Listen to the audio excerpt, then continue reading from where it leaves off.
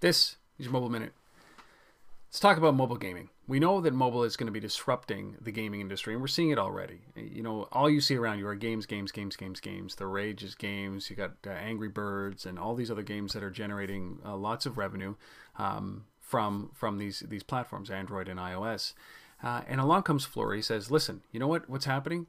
iOS and Android games are outselling Nintendo DS and Sony PSP games by a margin of $1.9 billion to $1.4 billion projected this year, and their market share has gone from dominant Sony PSP and Nintendo from like 81% down to basically 42% versus 58% for Android and iOS. You take all those stats and you think the sky is falling, but I think the real thing is this is a disservice that we're going through. Sony and Nintendo are two companies, probably with a dozen titles each, that are driving $1.4 billion in revenue. iOS and Android are platforms, operating systems that have 70 or 80% of their applications, and the revenue that's generated from those applications are games, and they've had to have 30 or 35 billion downloads in order to drive that kind of revenue. There's just such a disparity there that we shouldn't even be comparing these two things.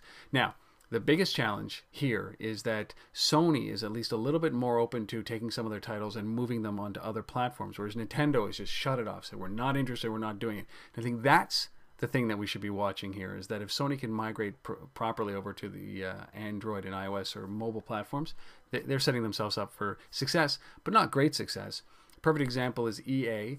These guys have obviously hundreds of millions of dollars in revenue from big titles like their sports franchises and such, but they're not driving that kind of revenue from the mobile space at 99 cents or $1.99 or $2.99 a game. So, until those numbers get propped up, you're still going to have these big guys that are driving a lot of money with only a few titles, and that's where the mobile space cannot compete. But I love the fact that it's democratizing gameplay or game development.